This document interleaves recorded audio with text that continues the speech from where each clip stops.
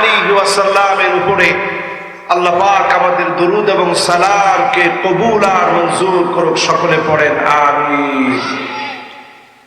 আল্লাহ রাব্বুল আলামিন ইরশাদ করেন,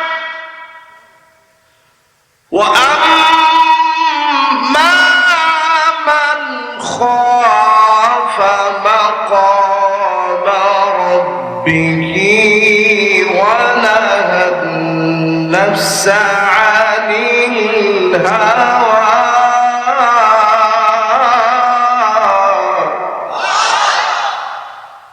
فإن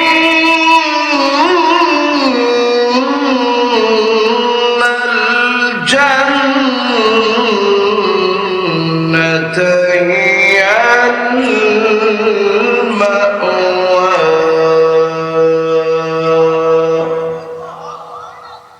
বলেন তো দেখি কার কথা? আওয়াজ করে বলেন কার কথা? আল্লাহ রাব্বুল আলামিন বলেন, গোলাম শোনো, একটা আয়াত যদি আজকে বুঝে যাওয়ার চেষ্টা করে,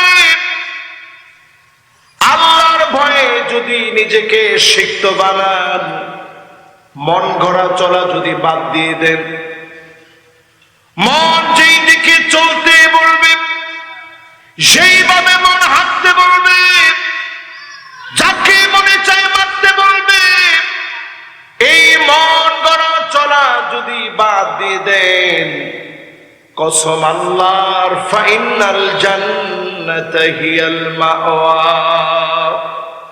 জান্নাত তার জন্য যিনি আশ্রয়স্থল বানায় দিবেন তিনি কে? আজকে হঠাৎ করে আমাকে বিষয় বলা হয়েছে জান্নাতের উপর একটু কথা বলতে। আমি চিন্তা করলাম জান্নাতের কথা সব সময় আমরা শুনতেও রাজি, বলতেও রাজি, ঠিক কিনা বলেন? জান্নাতে যেতে রাজি আছেন? জান্নাতের ভিতরে 120টি কাতার হবে। কয়টা কাতার? আওয়াজ করে বলেন কয়টা?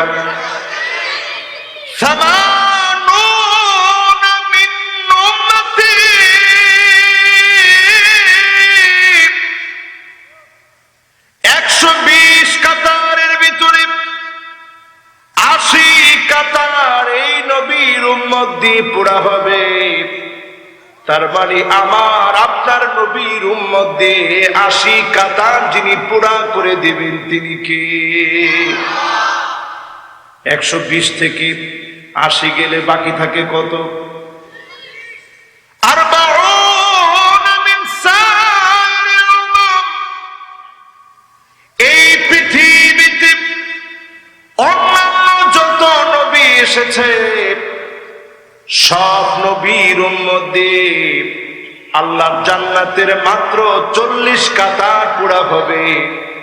আমার নবীর উম্মত দিয়ে 80 কাতার যিনি পুরা করে দিবেন তিনি কে? খুশি না বেজার?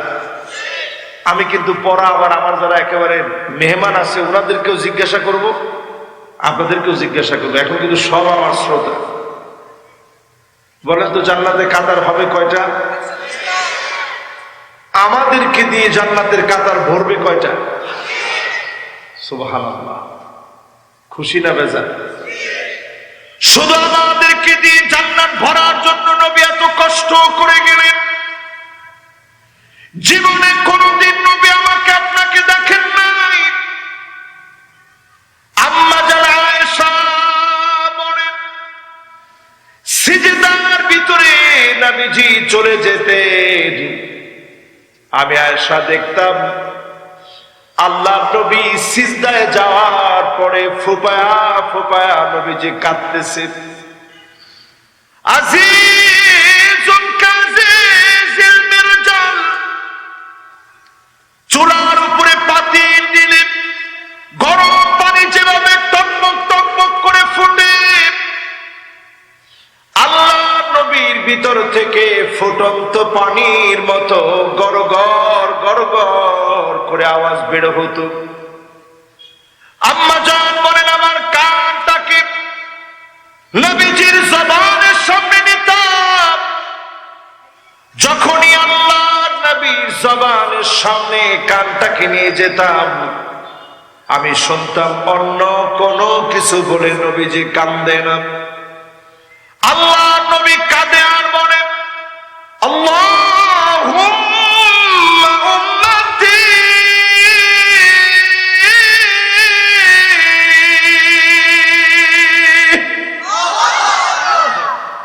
বলেন তো দেখি, নবী উম্মতি বলে কাদের জন্য কাঁদছে? সবাই বলতে পারেন নাই কাদের জন্য? কারণ সবাই আসলে নবীর উম্মত হইতে পারে না, বিভিন্ন দলের উম্মত হয়েছে, নবীর উম্মত হইতে পারেন না। এখন যেরকম ঠিক করে জোরে বলছেন, এবার বলেন নবী কাঁদছে কাদের জন্য? আরো মহব্বত নিয়ে বলেন কাদের জন্য কাঁদছে? জাতীয় কোন নেতা আপনার জন্য কাঁদে নাই, জাতীয় কোন ব্যক্তি আপনার জন্য কাঁদে নাই, অথচ নবী জীবনে কোনদিন এক নজর দেখে নাই, না দেখে আমার আপনার জন্য সেজদায় পড়ে পড়ে নবীজি কেঁদেছে।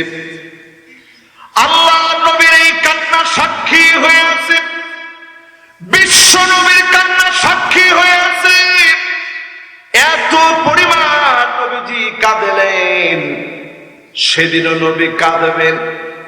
আল্লাহ বললেন নবী আজকে আর কাঁদবেন না, ইরফান আসাক মাথাটা আপনি উঠান, ইশফাতু শাফাত, যাকে মনে চায় শাফাত করেন, সালতন্ত, যাকে মনে চায় যা দেওয়া লাগবে বলেন।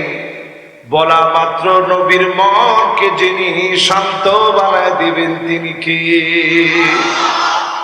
কিন্তু নবীজি বলেন আমার মন শান্ত হবে না। ওয়ালা সাউফা ইউতিকা রাব্বুকা ফাতারদা, আল্লাহ নাকি নবীর মন শান্ত করবে। নবীজি বলেন ততক্ষণ পর্যন্ত আমার মন শান্ত হবে না, হাত্তা তাদখুল উম্মতি, যতক্ষণ না আমার উম্মতগুলো জান্নাতে না যাবে। ওয়াহিদুম মিন উম্মতি ফিন্নার,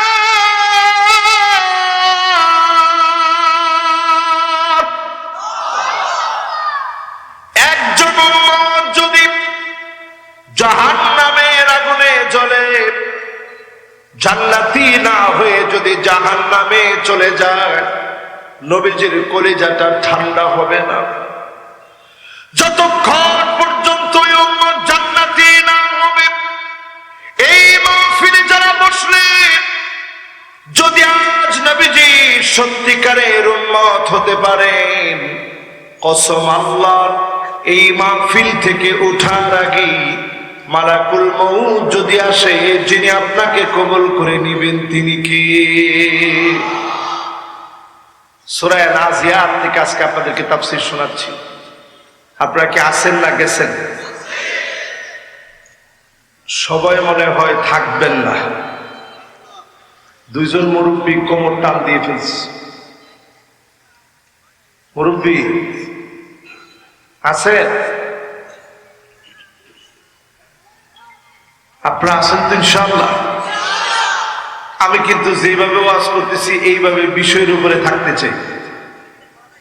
যেই বিষয় আমাকে দিয়েছে এই বিষয়টা আজকে আমরা বুঝতে চাই। রাজি আছেন ইনশাআল্লাহ?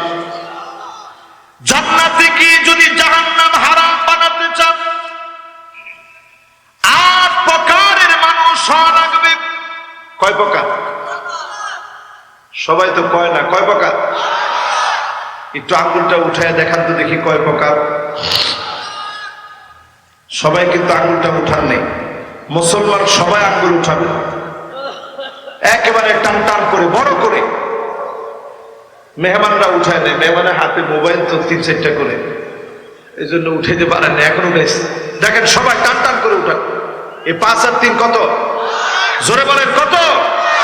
এবার একটু লাড়া দেন। মাশাআল্লাহ, কি সুন্দর দেখা যাচ্ছে, দেখছেন?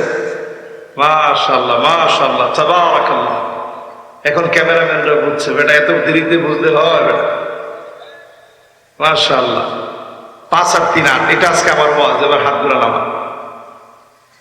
এই 8 প্রকারের মানুষ হয়ে আজকে এখান থেকে যাব।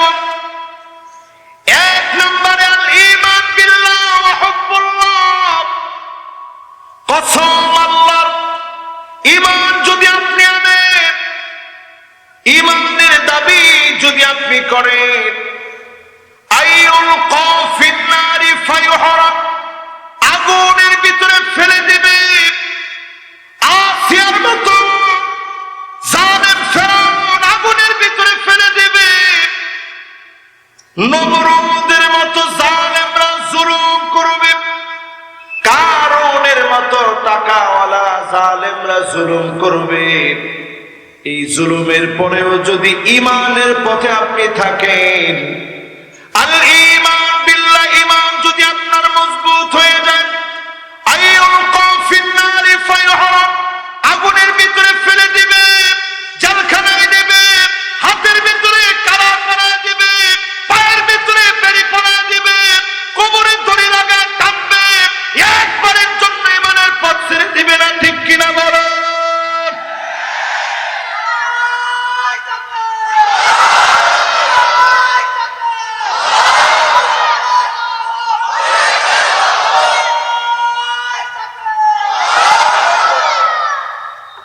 এই রকম ইমানদারের সংখ্যা কম না বেশি? একজন না বুঝা বলছে বেশি। এখনই হাতের ভিতরে যদি হ্যান্ডকাপ চলে আসে, অনেকের ঈমান আস্তে দুর্বল হয়ে যাবে। এখনই যদি আগুন খনন করে আপনাকে ফেলে দেয়, ঈমান